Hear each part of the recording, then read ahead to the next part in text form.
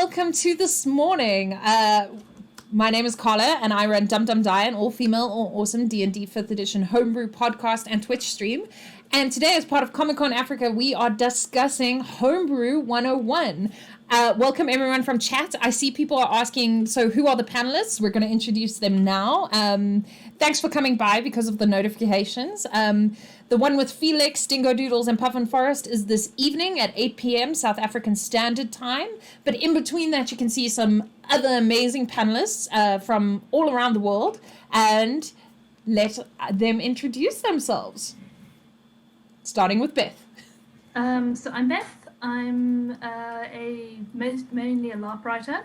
I have run a few campaigns tabletop. I'm based in Cape Town. In my day-to-day life, I work in IT, and I tend to play around in historical bases. Cool. And I'm John Keevy.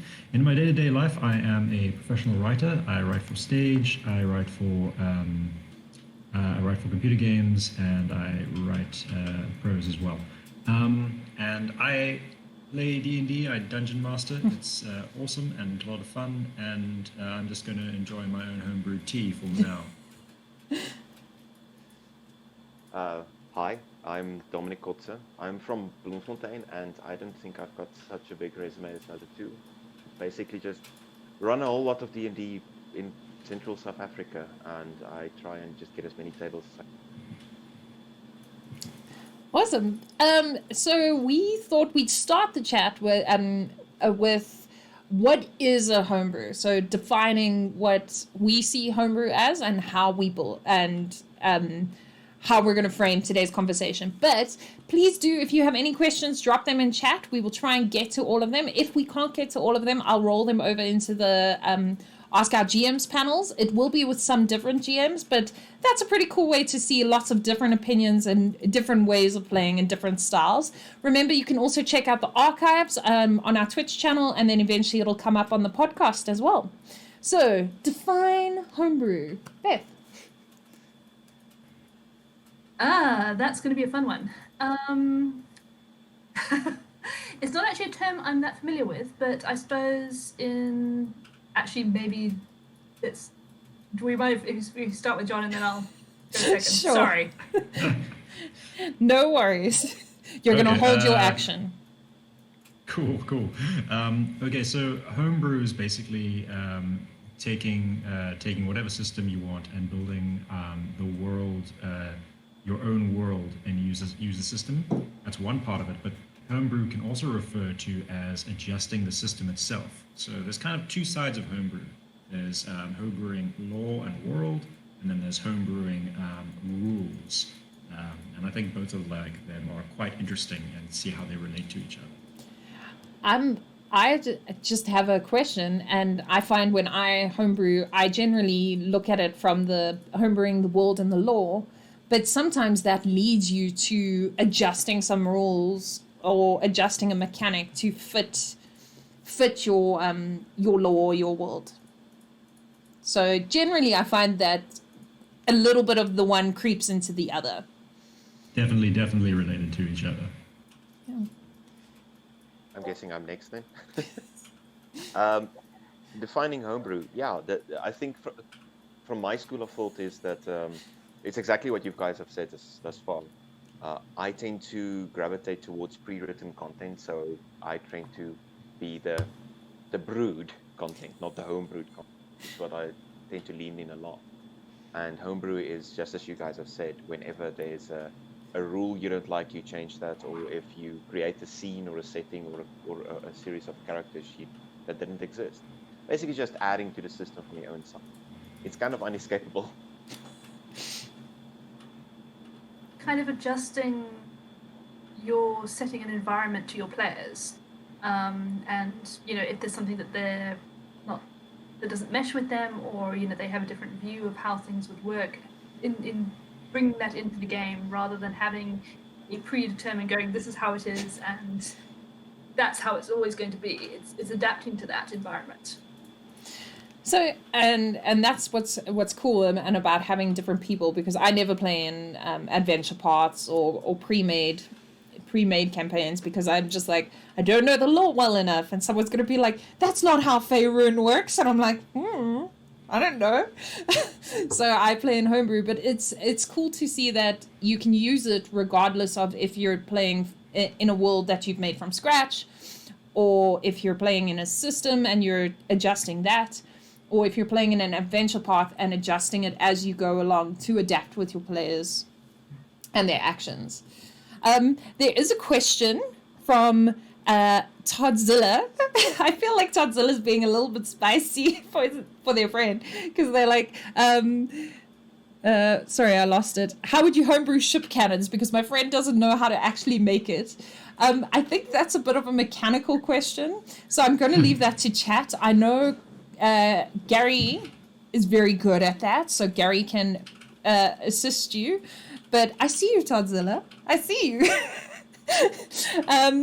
So how do you... I just immediately thought, like, is he talking about, like, cannons on a ship, or is he talking about, like, relationships and making them canon in the world? Oh, that's a question. Who Okay. are you shipping? Okay, yes. Guys, I'm old, hey? All right. So, Toddzilla, if you're talking about relationship cannons, please confirm. Or if you're talking about How many ends are there? How many ends in the cannon? Yeah, like, is it a triangle cannon, a square cannon, an octagon? And that's about the most shapes I know with squares. Okay. Oh, here's a question.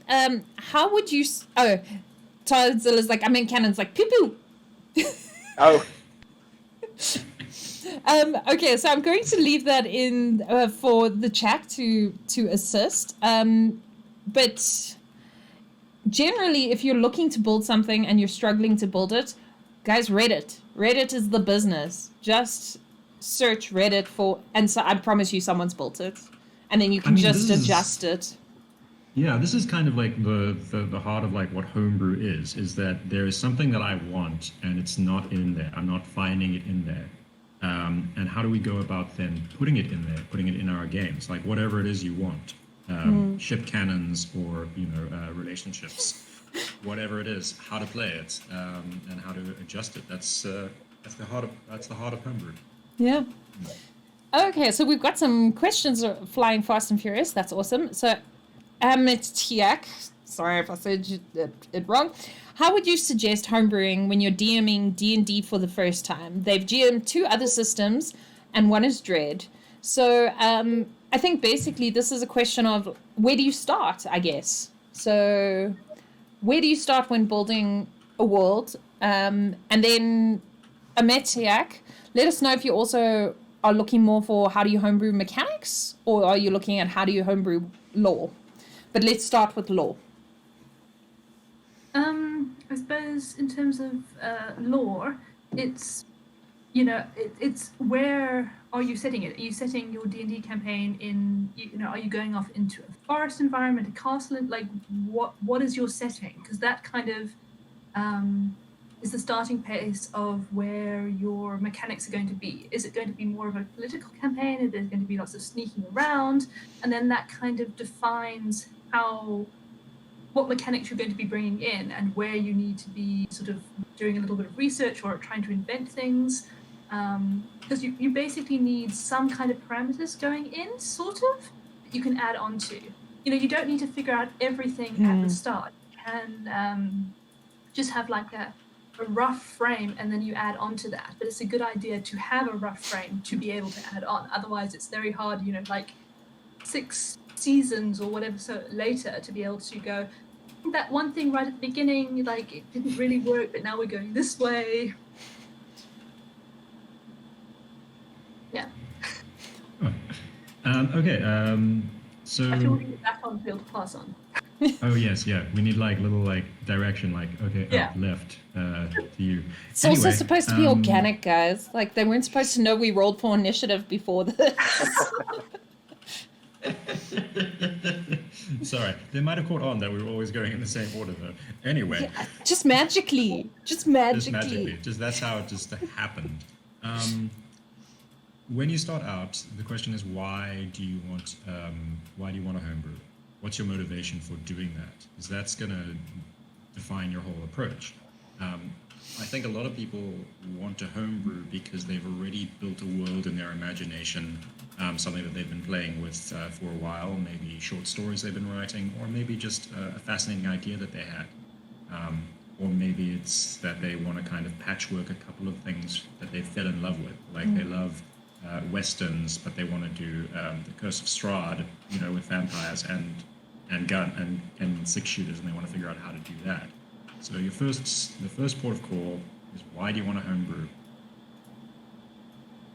Yes. I agree with that actually, because my opinion on that is usually in our local community when young DMs or new DMs try to break in and get a table and want to start running games.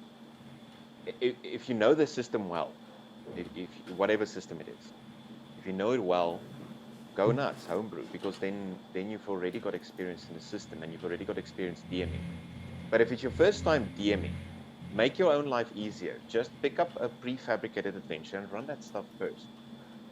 Because nothing sucks more than trying to balance your own world, which comes with a lot of trouble and tricks, along with learning the rules, along with coming to grips with each character's, not only their story, but their mechanics. You're not going to have a good time. So my advice is, if it's your absolute first time running a new system, don't homebrew. Get a prefabricated system, a prefabricated module, and run that up to the point you feel you're comfortable, and then start editing. Again, one of my favorite podcasts started like that. They started running a prefab module, and then halfway through the module, they felt they were competent enough with the rules, and then they split off. You can always split off later. Each and every one of the officially written adventure from Wizards of the Coast has a paragraph or two at the start that not only tells you where it fits into the official world, but also tells you, it gives you a series of hooks where you can fit this into your own world. Don't homebrew is great, but don't kill your own creativity and energy just by trying to do everything at once.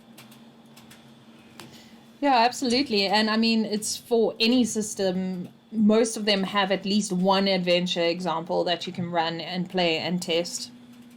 So not just D&D. Chat is saying, Amisha replied that why didn't they just play Deadlands, which is a Western horror, if they wanted to build that. But I think... But that's a very good point. It's what Dominic was saying about when you're experienced. When you're experienced, you know what's there, And once you already know what's there, then you can homebrew safely. Because you don't have to make up a whole new recipe. Homebrew, the metaphor is cooking. And there are all these great recipes out there to learn how to go about it. You don't have to go, I want to make a cake. I have no idea what I'm doing. I'm just going to grab whatever I think goes into a cake and put it in the oven, and maybe it'll work. A packet of onions. Yeah, maybe, depending how bad you are at cooking. Well, I mean, I feel I have a chocolate cake recipe that involves tomato, and it tastes fantastic. It's called a thunder cake. See, that is homebrew. That is real homebrew right there. Okay, Beth, you have to share that with us so we can share it with other people, unless it's like a secret recipe. No. But... I will definitely share it. Okay. Just throw a little tomato in, guys. That's the tip for today. When in doubt, take your recipe for your adventure path and throw in tomato. Get that vitamin C. Yeah, I absolutely agree with everyone. It's generally, why are you wanting to homebrew? So for me, it was because I didn't feel confident in the lore. And I didn't feel like I could give the players the experience they would like in the worlds of those laws. So I built my own one where if they're like, but that's not how vampires work in Curse of Strahd, I'm like, this is not Curse of Strahd. So, but yeah, I would say at least play one or two adventure parts and run those just for ease and just for learning the mechanics. And then after that, go through with your worlds and start start exploring, and like Dominic said, you can add adventure paths within your homebrew as you go along to assist you. So we have a question here from @sauce. Ooh. How could I make easy deities? Because I'm planning to have my players make a pact with one. Sorry, Beth. No. Go ahead. I'll jump in after. Well, the first way is to borrow from existing things, from existing pantheons, like in the real world, and mix them up. You can take a personality. You want a trickster. Okay, well, there are a lot of examples of like tricksters in the real world, from Loki to Anansi, and you can rework that to fit in with the motifs of your world. So that's one off the top of my head, is borrow from the real world. I guess. Borrow. Sorry. I guess my bit there would be that if you're wanting to have your players make a pact, what are the deities getting out of it? So you also think about their point of view and going like, so are they trying to get one up on another deity? But basically, don't have a single character have a little bit of a motivation for them, so that it can be a little bit more interesting. And if they grasp onto that hook, you can go into it in more detail. Because there's a lot of things where you can set up a whole like storyline and the players are just not interested. So it might be fun to just have a little bit, and then if they express interest in that track. Sorry, my cat's being very passionate. The chat is like, we see fluffers. This is Pepper. She's a princess. But then you can follow down that line if you want to, and if they engage in it, and then you've got scope to grow, as opposed to sort of boxing yourself in, going there very two-dimensional. I think from my side at least, this connects to one of the questions that we were sent beforehand, and that was that what's it sort of like an arbitrary, what's the 3 most important things for any world fully full-fledged? Now, arguably, a deity should be fully fledged. I mean, in the traditional sense, it's something that's all powerful, or maybe not completely powerful. If you're looking at a Ferunian lore, there is, and I'm not a master at it, but there's the entire thing about the weave and how luck works, etc., etc. That's a lot, and you're going to create something. If it's more than a paragraph, you probably already wrote. So I completely agree with what Don said, is just take something that feels right and copy from existing source, and then leave it open-ended. What I like doing, and something I lean into a lot, is straight-up emergent storytelling. In other words, instead of writing an entire history and lore, which is amazing to do. I've got a local friend that does that. Goes by the handle. I'll share it afterwards if anyone wants. Where he's got a massive story written, which is interesting to live into. But at some point it becomes like reading the Silmarillion. It's a lot of extra work for very little return. Because at the end of the day, you just want to see an army of orcs die against your sword.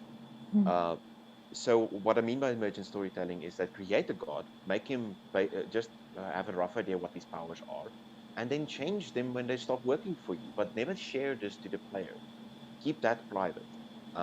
So that they don't know what the lengths of this creature's strength and limits are. Then here comes the important part for me, is that keep notes of what you do fix and share to the players. Because once you start sharing, like, oh, this goddess is the goddess of luck, and she affects your random odds. And then, like a month later in the session, you say, no, she can't help you out in this gambling game. But that's not how that will work. I mean, this is her domain. Why wouldn't she help us? So make it up, but keep track of your own crap. Yeah, and I think that's what makes homebrews so wonderful, is when the players also feel like they're not only just living in this world, they're building this world with you as it goes. And not only does their actions have an effect on the storyline, it has an effect on the world. So if they are like continuously asking the luck god for something, and then all of a sudden the luck god, you're like, it's filled with wrath and vengeance when people use it too much, and then they feel like they built that part of the god with you. What I did, which is quite fun, and I think my players enjoyed it, is I did a session 0 where I got them to play characters, and then the plan was those characters were always going to die. And then 300 years later is when we started our game, and those characters had been elevated to the realm of the gods. And so each player got to have their god be the character they played before, so that they knew what their god was like, and they knew what their god's like purview and domain was. So you can build gods literally. For those of you interested, I do believe this is one of your episodes. It is. It is. It's one of the first episodes of Dum Dum Die. But it's always good to work on some things with your players, especially if they're going to have a very close relationship. So if it's a paladin or a cleric and you're homebrewing it, sit with them and be like, what are you trying to look out for? And see if you can help them build a relationship and a god, because they would know a lot about that god if they're very connected. So I think that brings it to another question, and you brought it up, Dominic, as well. So Lestat version 2 is asking, what level of detail should you put into a homebrew story? And I think that leads to, if you can only fully flesh out 3 things in the world, what are the 3 things you would say need entire, like a ton of focus, and then the other things can sort of emerge as you play? So I'd say like initial NPCs. So, you know, like how the characters fit into the world, and probably the starting mission or basis for the game, I suppose, would be my 3 things. Because then you can basically build on all of those things without having to define. I mean, there's that fantastic quote that no plan survives 5 minutes of contact with the enemy. The enemy and the players. So, you know, you have to be able to be a certain amount of flexible, because you might, you know, you can spend hours writing the perfect scenario that will, you know, years worth of plan, and then they just ignore it and go down a completely different route. I mean, I once ran a game where all of my players, there was this big overarching thing with a guy who was trying to like, if anyone's read Mistborn, about Brandon Sanderson, anyway, there's a whole thing with metals, and they just wanted to sit in a shop and sew clothes. And I was like, so you have to be quite flexible in terms of, you know, being able to actually get your players to move along the story and not have too many preconceived ideas about where it's going to go necessarily. Character creation. So all your players are going to be creating characters. That's going to be their first impulse into the world. And if your homebrew has particular rules around characters, for instance, that in this society, goblins are ubiquitous and they're slaves to everyone, and they're not inherently evil, then the players need to know that. They need to know what's on the table, what races they can choose from, any particular lore that happens with those players, with those characters. What's the position of magic in the world? Is magic very rare? Is it high magic? Is it something that people will be persecuted for? You know, all of those will really inform like the players' choices, because as soon as they start making these choices, they're shaping where you're going to take the world. Unless you want to give people pre-made characters, then you've got to kind of anticipate and work with them in creating their characters so that they fit into the world you're making. That's a very good response to character creation. I'm running just a slight divergence, starting a Team of Annihilation game, and the entire premise is that the death is kind of permanent at the moment. So character creation is supposed to be fast, like quick, because you can lose characters quickly. Anyway, I actually the 3 things I sat down and considered come down to cause and effect, which is just things happen in the world, make them matter to, you know, again, just keep accurate notes. The second thing is that I spend a lot of time in on my physical tables, and now I try and still do it digitally, is handouts. Um, usually my world, I'm leaning heavily into the wording of the question, which was um, making it feel fully fledged, not actually be fully. So a thing I did for my Eberron campaign a month ago was for every session, a random character, I'd rather be not the random, would walk into a city, or like a random errand paper would fly up to them, and like they pick up a newspaper. Because in Eberron there's like a solid, like a Daily Sun or Daily Herald. So handouts really make it feel lived in. A system that's super good at this is Call of Cthulhu. It leans heavily on pickup, and it's such a simple thing. Just finding a newspaper clipping immediately makes you like bleed out. There was a reporter, there's a newspaper, there's a printing press somewhere. All this stuff connected, and holding it in your hand, big thing. The third thing is language and money. Spend time considering language and money in your world. There's a wonderful person in England that does videos on this. Becky Dungeon Girl. She's changed her name now, a channel name to a pair of geeks, like pair, like a pair, like nom nom pair. Yeah, it's amazing. No, because she and her girlfriend moved in together and they're doing this stuff now. Amazing. She does case study videos. So she just sits at the table with like a town and minis, and she doesn't say a word about why she's doing it. Just jumps into like world building. It's a great way to think about it. But she did an entire video on language and money as well. And the reason I say it's important is we live in a country with 11 well, it is 11, right? I always get it wrong. 11 national languages. If you've got someone on your table that speaks a language the rest of the people don't know, make that language be Elven, make that language be Orc, make it the different language, so that when they actually like speaking that language, that leans into it. Fantasy Grounds and online tools like Fantasy Grounds and Roll20 allow us to do this by obfuscating text. It's a great way of creating a verbal barrier, and that in game becomes something that players actively work to overcome.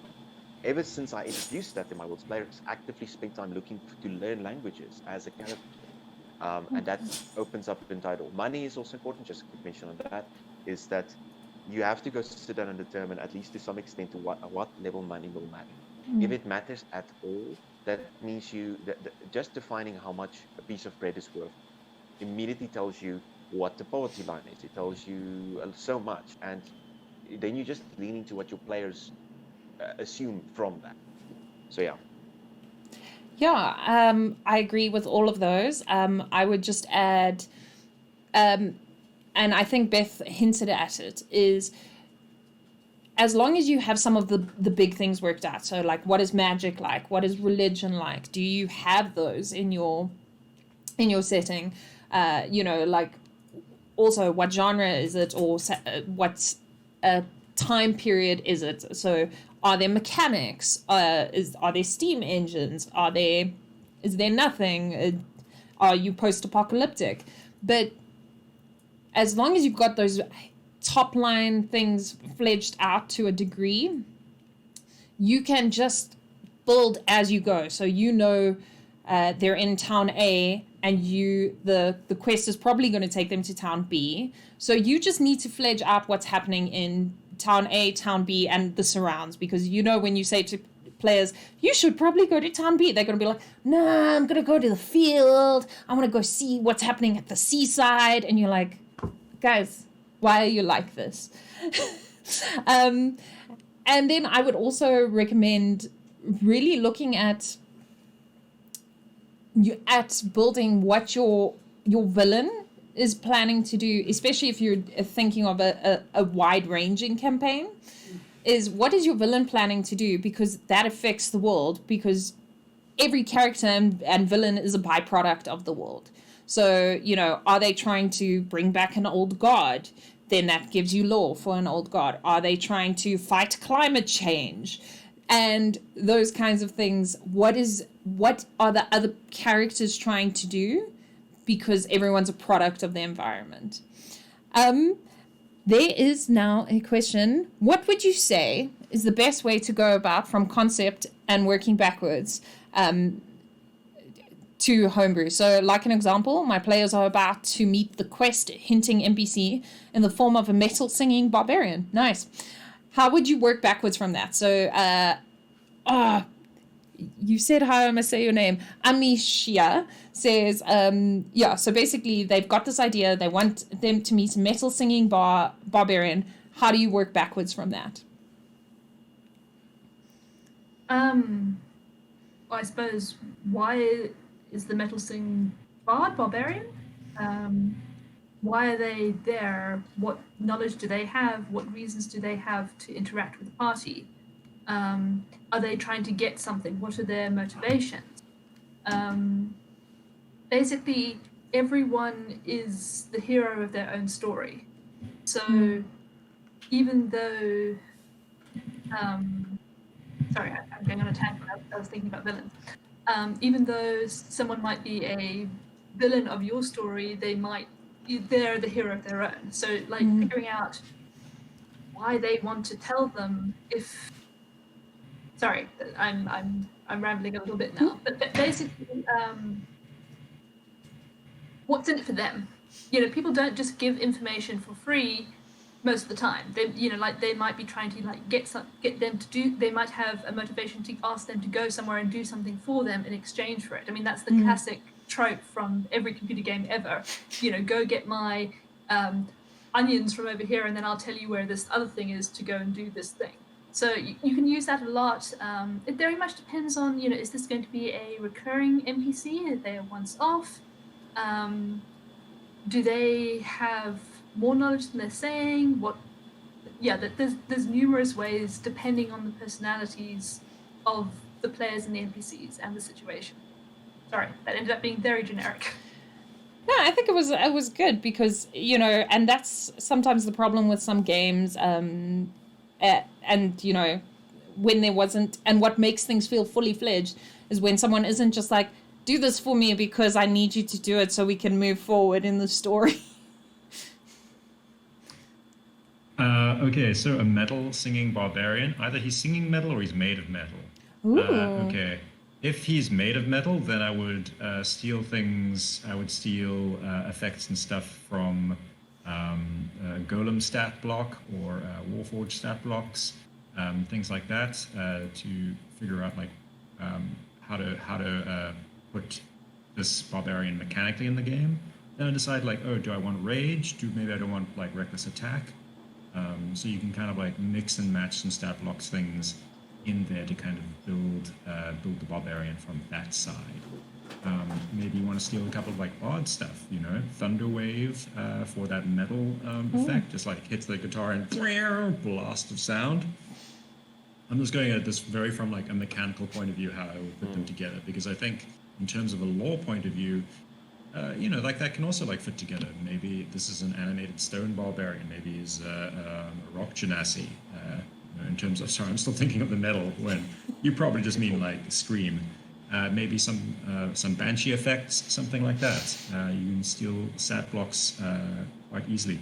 There's a great tool I use when I want to put together a new stat block. It's from the website. Let me just grab from tetracube.com D&D stat block generator, which basically it'll start you out on with some. You can get any of the monster manual things as a default. You can put them up, and then you can edit them, mix and match effects from different creatures to put together your own creature stat block, which is a lot of fun. I spent way too much time homebrewing things using that tool. So that's how I would put together a metal singing barbarian. And I think that also goes back to what we said earlier of how they can affect each other, because if you're taking some Banshee effects, maybe that builds a story for the NPC in lore-wise. So maybe the NPC is giving them this hint because they're actually a Banshee and they know they're going to die, and it's fulfilling its purpose as a Banshee by ensuring their death if they go and hunt rats in a cellar. At level 1, that is hardcore. Sure, but we can't. We must be careful of explaining away the mystery. You know, sometimes there are things that like can't be explained in the world. Sometimes there are like, you know, I think of like some anime series where just suddenly a guy shows up who plays a saxophone that like, you know, whose music notes like cuts through the air, and it's never explained why this fits into the kind of neo techno western genre of it, but it doesn't matter because like it's a interesting and beautiful character. So don't be careful of over explaining things and destroying fun that way. Yeah, I mean, these are things you can know. Just and I think that sometimes, especially people who build these fully fledged worlds with everything written down, it can be very you can want to share it because I mean you've made something amazing and you can want to tell your players like, yes, but that NPC was actually this. Never let them look behind the screen. Yeah, so you might need to work those things out to know for yourself, but sometimes the players don't need to know all the information. And if you want to share, you know, share with people outside your game. Dominic? So, consider this.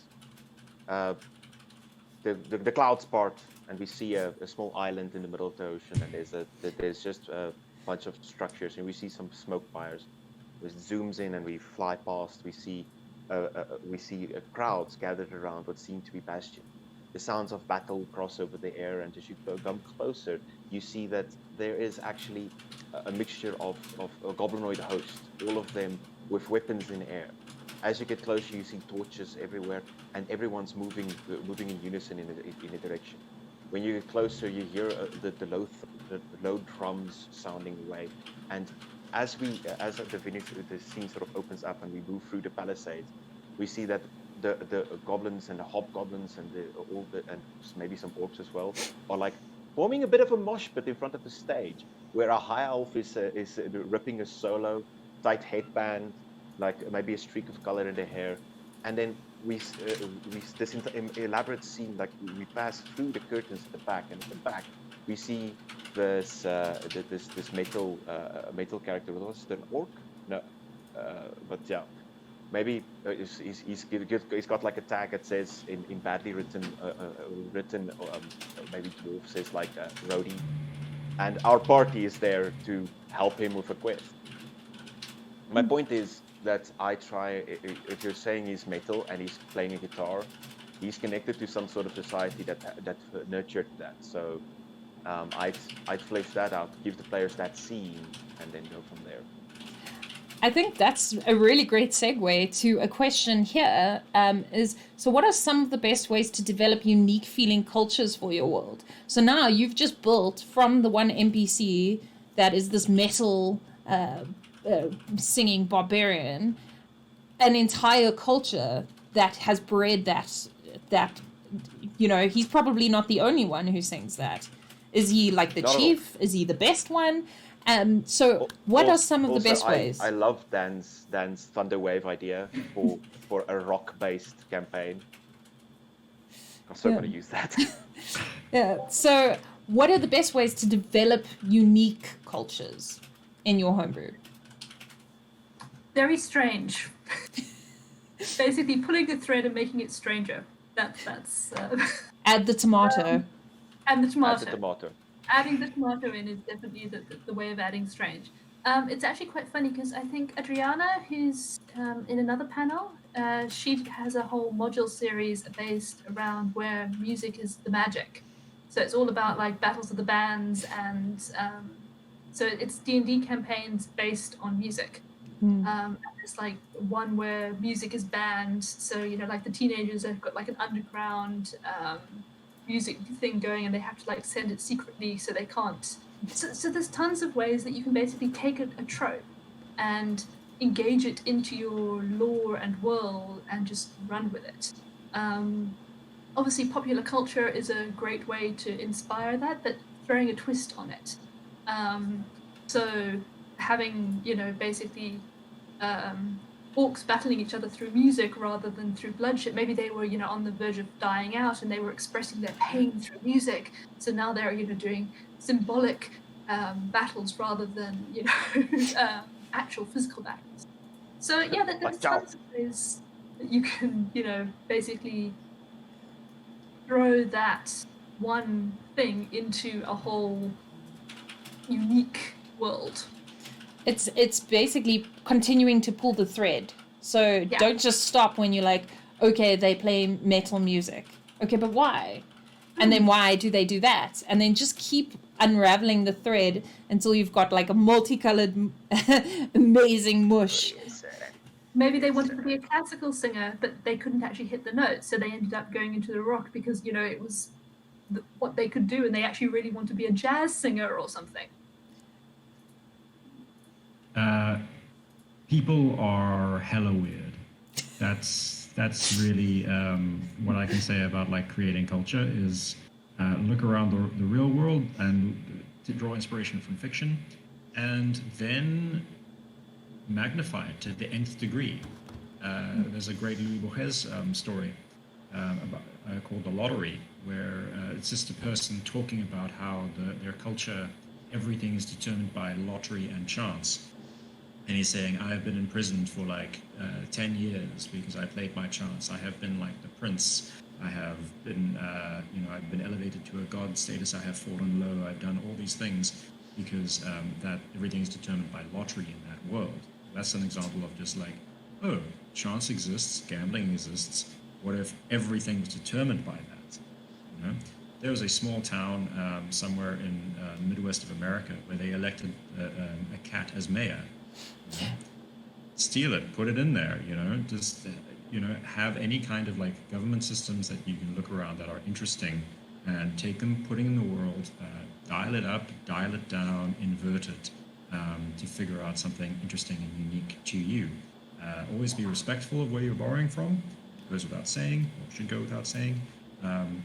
But yeah, to make it yours, you got to mix things up, mix things that you wouldn't expect together. Yeah, I have very little to say here. Dan, you summed it up. People are weird. It's John. It's John. John. Sorry, apologies. No worries. So to lean into what you said, John, is that last year when I was running, just a small story that might lean into this, is that I was hosting the D&D, hosting the D&D at Comic-Con. And when I got some free time in between, there was a small unplug yourself table with literally like 2 seats to play D&D. And I told the guy, listen, I DM a lot. I just want to sit down and play for 5 seconds. And he was super cool about it. And he ran like a short scenario for us.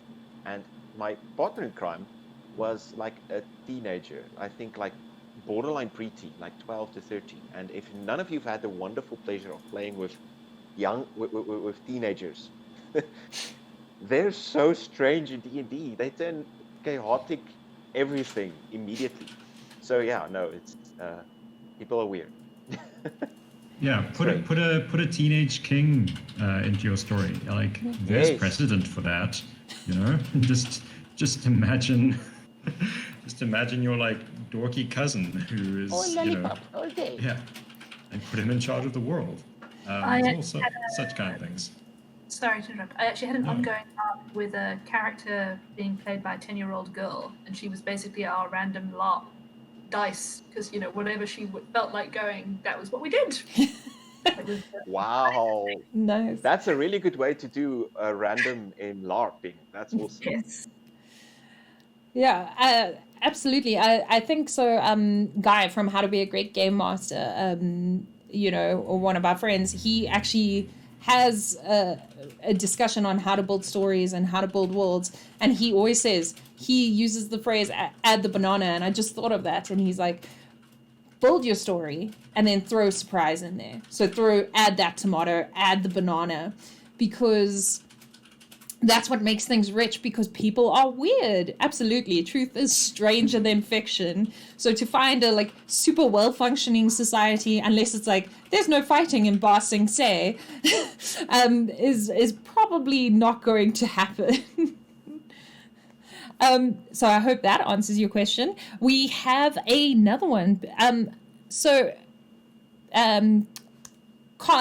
This is from Orca_S.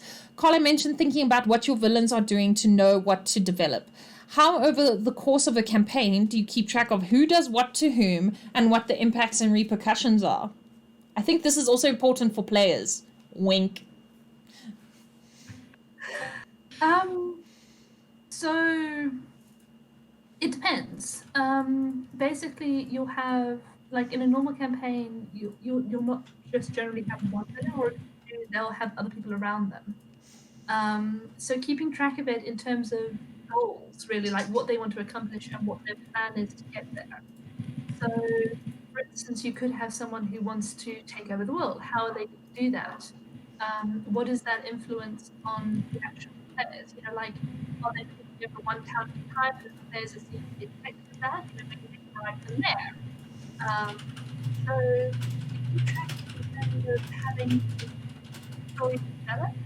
Sorry, Beth. Hold on one second. I'm just getting a lot of feedback. John, sorry. See the big villain until like midway through or nearer the end. You'll see like the minions earlier on. So I always like thinking about like a campaign as a TV show, because then you can kind of set your pace and have like a big finale, and then start like a new thread of the storyline. I don't know if that. Sorry, guys. Hold on one second. Apparently, the stream has frozen. Let's just see. It has indeed. Let's just see. Oh, South African internet, guys. It's a fun time. Just checking with everybody.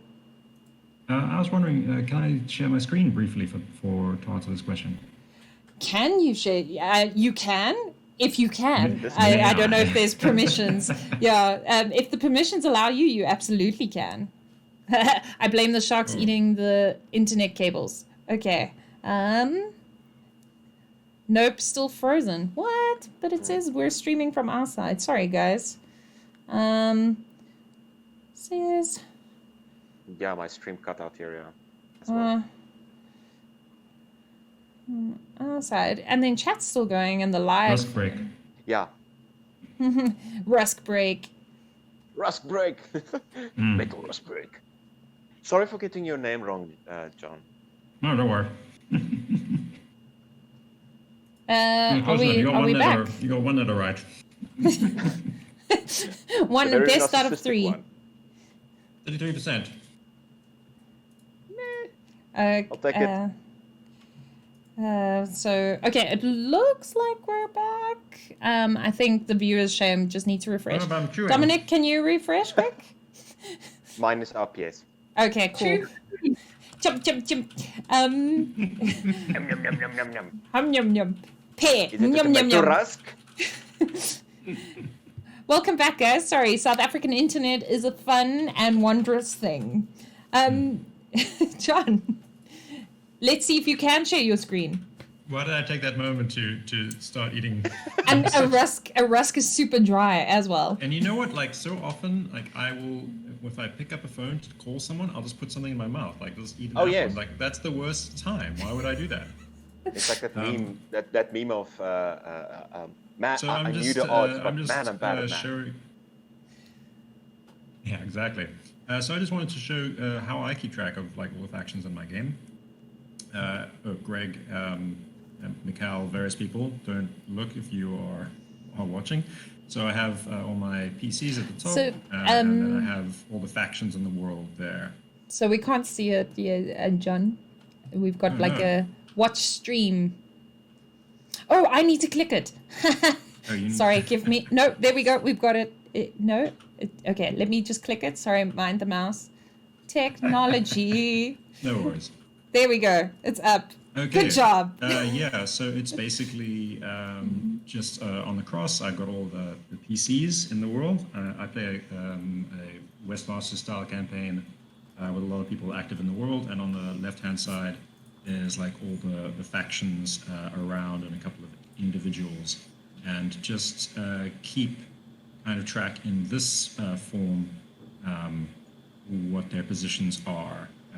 if they've been noticed, if they are investors, respected heroes, liberators, allies, enemies. Over here, they killed the person's husband. So that's bad. So that's all I wanted to show. This is how I keep track of faction politics in my games, in my world. I gotta be honest, I know one of my players is in the chat. Guys, I love you, but I do not do that. That's amazing. And my notes are like, Mazgul, they killed his wife, and then I'll come back later and then be like, oh, okay, yeah, that rings a bell. That did happen. yeah, that seems familiar. And then I think if you're going to create, we've lost Dominic. If you're going to create your own stuff, you are going to have to keep much more careful notes. You can't go back to a document. You can't go back, obviously, to the original recipe because you changed everything. Okay. So you got to keep notes. Yeah, admittedly, I do have a cheat in the fact that I can always just go back and listen to the podcast. And I'm just like, oh yeah, what did they do? Okay. And then I have a replay. But if I didn't have that, absolutely. Guys, notes, player-wise, GM-wise, they can never be underestimated. And when you're writing it and you're writing like goblins, sneaky, be more specific. Because 2 weeks from now, you're going to be like, what? Goblins, sneaky, eggs. What does this even mean? Just that stat block generator that I had the other day, you can also save everything you build on there, which is brilliant. So then you've got like that, copy paste it over into your document, and boom, there you've got your recurring monsters. Yeah, and I think it's worthwhile to also save those things, even if you built, argument's sake, a monster for I built for a Christmas themed campaign a Turducken Hydra. Keep it. I mean, does it come back every Christmas? Keep those monsters, because you can always reskin them. Instead of being a blue dragon, it's now a red dragon. And well, you also have the person who made the Turducken dragon make something else.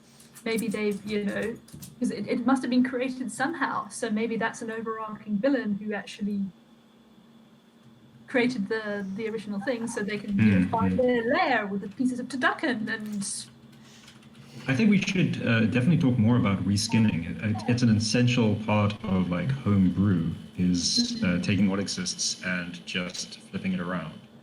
Yeah, I think we'll jump into that. I know Dominic has amazing notes as well. Guys, you're putting me to shame here, hey? I shouldn't have been on this path. You could have just pretended that you had notes. I could have, Exactly. but everybody, hey guys, everybody knows. It's on the internet. Dominic, how do you keep track of these things?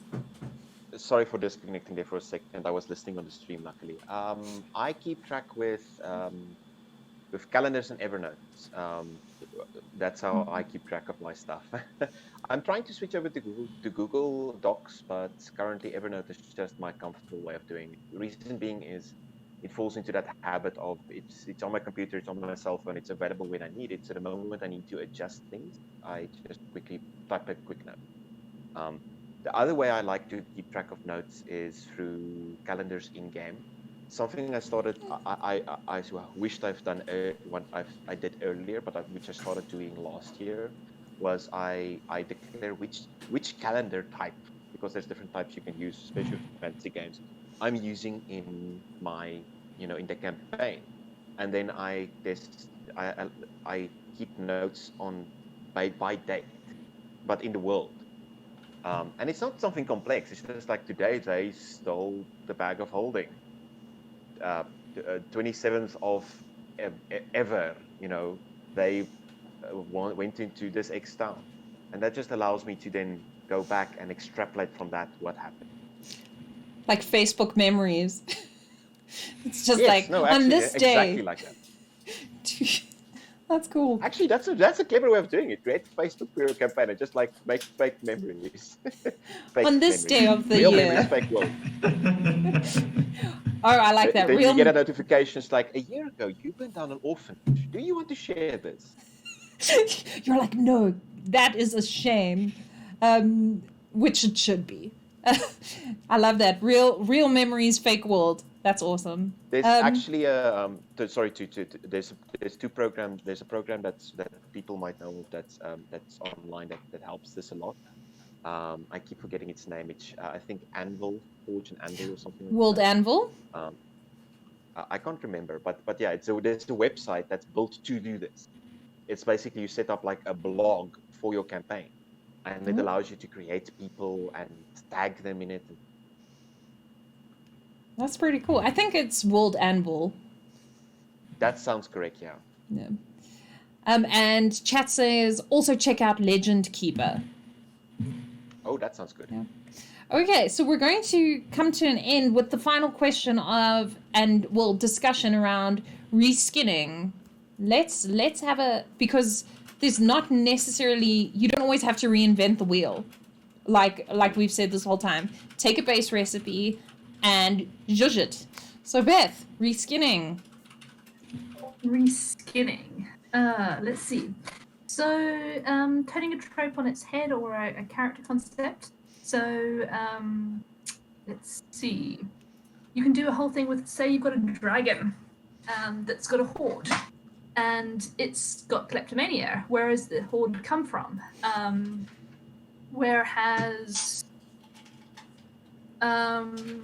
So maybe you've had there's a thief working with them and you're hunting down the thief who's stolen something from one of the players, and maybe it comes back later on. There's tons of ways that you can basically reskin something that you've had earlier in your campaign that can link up and sort of reiterate an idea and connect back to an earlier season. That random anime guy that we were talking about earlier, who can maybe be part of a cult, and that they're trying to save the world from a deity that's going to turn the whole world into rock music, and they're wanting to basically try and populate the multimedia channels with different types of music, and there's what's that word again? Basically particle stuff that's going to change brain waves, and you can just basically go with the thread and see where it ends up, and it'll take you to somewhere entirely new and random. Usually when I reskin something, it's because I might have envisioned a monster or something, but the CR level is wrong. Is totally wrong. And if they actually met a ghost here at level 1, they would probably all die. So it's easier to say okay, well, I'm just going to take something that is a low CR, and I'm just going to change the description of it.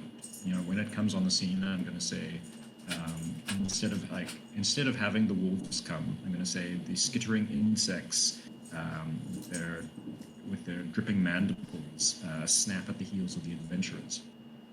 But for all mechanical purposes, they're exactly the same as wolves. They've got pack tactics, they've got bite, they've got all of those things. So that makes it very useful. You gotta remember that whatever you say they don't have to see what the actual stat block is behind it all. So your description can be anything. That's the simplest way of reskinning something.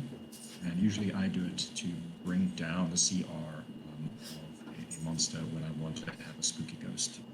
I just keep something it goes through walls. Just to confirm, CR is challenge rating. So it's how hard the monster should be to face, in case you're not super au fait with D&D. There's no, absolutely. Exactly like you've said now is reskinning it narratively or mechanically. Wizards does this all the time. At the end of the Descent into Avernus campaign book, not a major. No spoilers. No spoilers. No spoilers. There's a sort of a big bad near the end which you fight. That they say they tell you exactly what it looks like and its reason for being there. And they just, no, just use the stat block, but don't call it that. And and then you look at the two images they're drawing, and the one is like a massive snake thing, and the other thing is like a massive bug thing, and none of it makes sense. But yeah, it's just reskin things. I've done another thing that reskinning of the walls is good. If anyone's played in my adventure last night, like the midnight one, the Sinister Secret of Saltmarsh, in there you encounter like spider swarm, but swarm creatures is like the simplest core rule version of reskinning, because swarm creatures are usually just a set of these things swarm, and they usually have the swarm ability, which just means they can enter your space for free. And then they just say, make it whatever you want. A swarm of bats, a swarm of ants, a swarm of bugs. And the wolf example, brilliant example. No worries. Yeah, and I think it's about taking what you need from it, like John mentioned, taking the fact that it can fly through walls and looking at that mechanic. My boyfriend's saying you can hear our little monster trying to get out the room. He's like, I need to go, and he's clawing. But if I open the door, like the corridor is horrendous. Should we all just go grab our pets? Should we all just go grab our pets now and just My like pets are at have home. we'll just like finish this with like little pets. Just like, build I your... like doing Yes. that, but my guinea pig. Quickly, everyone, get your animals. Rango, to me. to me. Mango. The weird thing is my smallest dog hates being picked up, and my giant dog loves it. Oh, look at yours. It's your good. Why am I? Oh, on the lips, Rango. That's awesome. But so for reskinning, I would also mention, like, because it's a homebrew, the sky is the limit. I mean, and my players must just ignore this, but you can reskin items into, for want of a better way to say, people. So we put a goose into the game because people were just like, there's just this menacing goose in your game. And I was like, okay, there's this menacing goose. And... But we've now built that goose is essentially a bag of holding. So it's a goose, it has bite attack, but it's also a bag of holding. So anything it eats is going to come up later in the game, and I'm just going to randomly bring this goose up, and I wrote a note that it ate like a locket. It's going to be like, here's the locket when you feed it something else. So it's just going to randomly drop items that it's been eating during the game. So you don't have to hold yourself just to necessarily reskinning monsters. You can reskin items. You can literally take inspiration from anything and use the mechanics you'd like, and then just adjust it, because there's no need to reinvent the wheel all the time. And On that, there could be a picture in it, and maybe something to do with the goose's stomach has like uncovered part of something in the stomach. It which, polishes it and makes it. item. Yeah. That's awesome. It goes in an uncommon locket and comes out a rare locket. Well, there was something underneath that it's like the acid has actually like eaten I away, like so there's that. a picture or like a jewel or something in there that they couldn't see because it was so like covered in something. I like that. In the Avernus, Descent into Avernus campaign, there's a magic item you can get early on. That is a sentient item, but I'm not going to dive into that topic of sentient No items spoilers. right now, but it's a magical item, and it gives you ability to cast. There's like Fireball and Firewall. And then there's one spell. Its third spell is Fear, but the player can't cast this. Only the DM can choose when it's cast. So that's a fun way to like mess with the skin of stuff. So like give items that have some levers and knobs that only you can touch. That's cool. Okay. I suppose it's also giving things layers. It's having it appear one way and then having multiple things underneath it that aren't always obvious. This is a bit of a spoiler for anyone who hasn't played this LARP, but there's a character in one of my LARPs that's a nun. And throughout the entire LARP, everyone's like, oh, she's just a nun. She's actually a ninja. Ninja Nun, the movie. Yeah, So, just to bring up one last point about like homebrews, one of the best reasons I think to do it and to do even simple changes is to stop those players who have already read the monster manual. Nothing like throws a spanner in metagaming. Like, actually, this is a fire troll, and fire regenerates it. Yeah, because people are like, oh, I know exactly how to deal with an ant keg. And you're like, guys, it looks like an ant Do you keg. though? It quacks like an ant keg, but it is not an ant keg. Guys, thank you so much for being here. How can people follow you and support you in the least creepy way possible? I'm on Instagram, I guess. It's kind of hard to do laughing stuff when you're not in the same city, but I'm part of Claws and the adult group called Talon, which we haven't really done very much with. But yeah, Instagram's probably the best way to follow me. I am like on all the socials as John Keevy, Twitter, Instagram. My website is also John Keevy. Yeah, you can find me there. My Twitch is also John Keevy, where I do quizzes and all kinds of stuff. Yeah, so that's how you can track me down and find out what I'm doing next. The simplest way to just get to me at this point is Discord. If you want to go through a website to find me, I'm part of the Fantasy Grounds College. That's fantasygroundscollege.net. That you can just sign up for classes and stuff there. And my Discord handle is pixelcorpse #965. I think we missed the last digit. 965? 9657. 9657. And if you enjoyed, John, I love that you're just coming with all these these paper items. Yeah, Stationery, guys, stationery. For all those lesser prepared people, that's why we named ourselves Dum Dum Die, because it's quite easy to remember. You can just find us on all the socials at Dum Dum Die, spelled DUMDIE. And you can find us at the rest of Comic-Con. Don't forget, we still have more panels. Oh, guys, you and your paper, you are ready, hey? And I know Dominic has paper. We're being shown up, Carla. With paper. Me so more than you, because I don't even have paper. We got all the things. Yes, don't forget we have games happening at Comic-Con which you can sign up for. They're all in South African time, but you can join in. And we have panels, more panels for the rest of the weekend. And we have a stream of a midnight game tonight as well, a horror game. So please come in and take part. And you can find us on the Dum Dum Die Discord and here for the rest of the weekend. Otherwise, we hope you have a most amazing weekend filled with adventure. Bye all.